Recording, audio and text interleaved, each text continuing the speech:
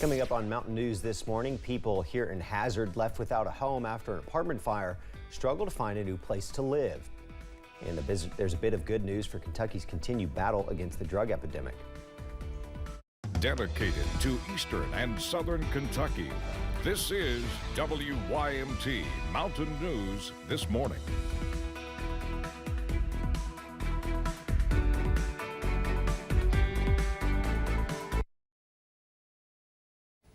Good morning. The time is 5:32 on this Friday. I'm Keaton Hall.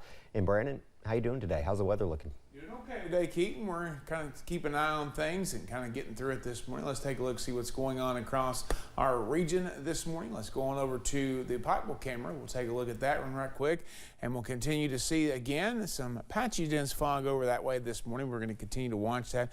Temperatures in the 60s across parts of the area. We're going to look at that as we head deeper into the forecast. We're also going to see temperatures basically close to 70 in some places there this morning. 69 Monticello, on the other end 55 Clintwood and Grundy. A lot of 60s out there this morning, so a fairly mild start to the day. Day planner takes us up into the 80s this afternoon. A stray chance for a passing shower can't be ruled out, but I do think most of us stay dry. Keaton? Thank you, Brandon. One eastern Kentucky city has been awarded funding from FEMA to fix a dam leak. I was able to talk with the mayor about why fixing the historic dam is a high priority. The city of Jenkins was recently awarded a $250,000 grant to fix a leak in the Elkhorn Lake Dam. Past 20 years we've been trying to seek funding to, it's got a leak and just, general maintenance issues that needs to be fixed for a 111-year-old dam. The dam, which was built in 1912 to power the coal industry, has had repairs in the past, but nothing this major.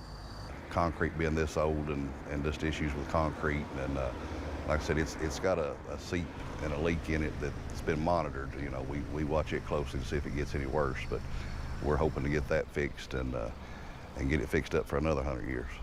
Jenkins Mayor Todd DePriest says stopping the leak now is important for the city's protection. Well, all dams have some little leak in them. The major concern was if it started leaking quicker than we could keep up with it, then we would have to, move people out away from, and about 60% of the population and downtown is below the dam. So DePriest says they are now in the first stages of hiring engineers to assess the dam. We've already put out RFPs for the engineering firms to get them hired, and we want to get this done as quick as we can because this is phase one of the money, and after we get this piece done, then it'll go into phase two, will be actual repairs and upgrades to the dam.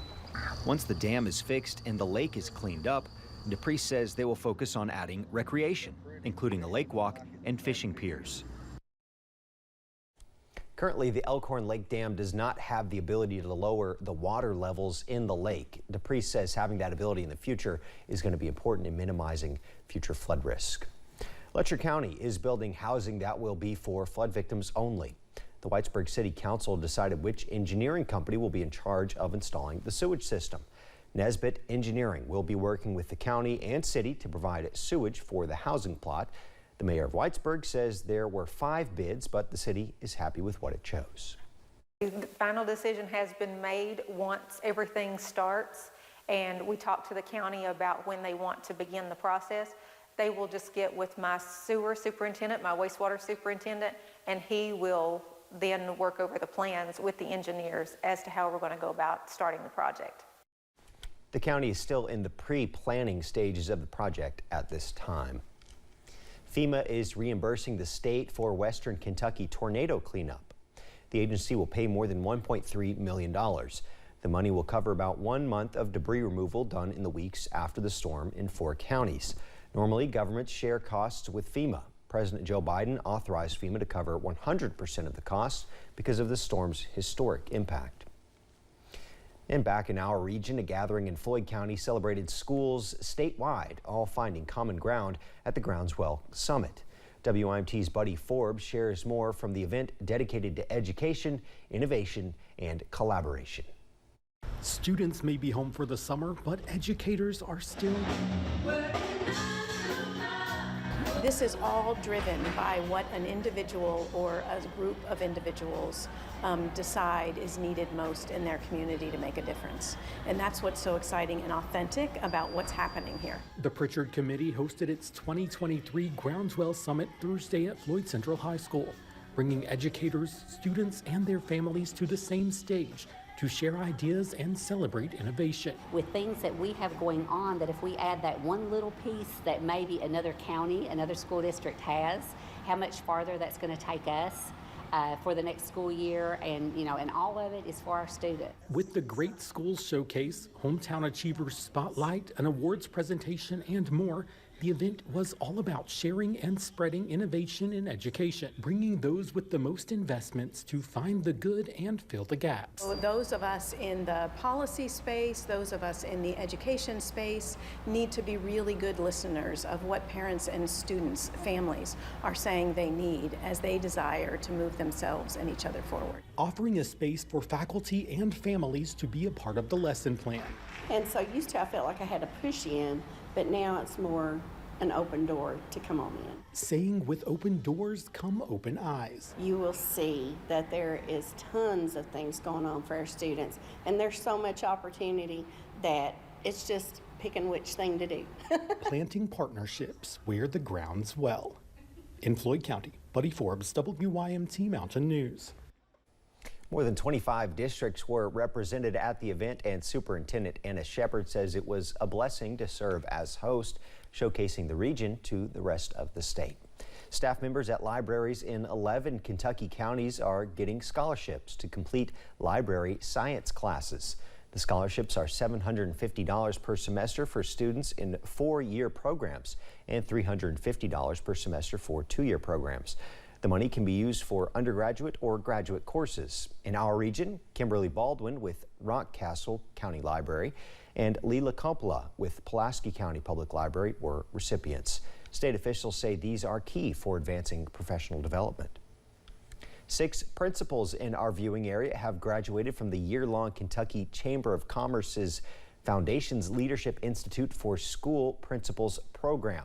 The principals selected include Brandon Blackburn of Pikeville High School, Brent Collins of Wyan Pine Grove Elementary School in Laurel County, Edward Dixon of Louisa Elementary School, Justin Arms of Johnson Central High School, Ashley Lemaster of Porter Elementary School in Johnson County, and Kelly Abney of Menifee County Schools.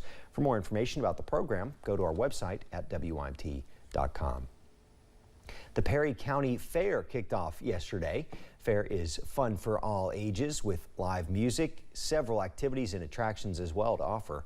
Wanda Brown is the Perry County Fair Secretary and says this is a way to offer free activities to the community. The Perry County Fair, it was the brainchild of our Judge Executive, Scott Alexander, and his whole idea was to bring a free county fair event to Perry County. The Perry County Fair is held at the Perry County Park and continues through Saturday night. This year's U.S. Open is taking place in Los Angeles, but for golf fans here in Kentucky, you should be marking your calendar for next year. The 2024 PGA Championship will be hosted in May at Valhalla Golf Club in Louisville. Registration for tickets ends this Sunday, and a large crowd is expected. It's been 10 years removed since we've had a PGA Championship here, so and it's always been quite the spectacle for us. It's for the city. It's amazing to have the best players in the world come to Louisville, Kentucky and play here at Valhalla. So it can be a once-in-a-lifetime opportunity for a lot of people. To register for tickets, you can go to PGAchampionship.com. Next year will be the 4th time Valhalla has hosted the PGA Championship, with the others in 1996, 2000, and 2014. Just ahead this morning, exactly 1 week from now, fans of the late and great Carrie Fisher will get to see the last movie she ever starred in. And while the weekend looks fairly nice, the first of next week could feature some interesting weather. I'll track the storm chances in about 3 minutes.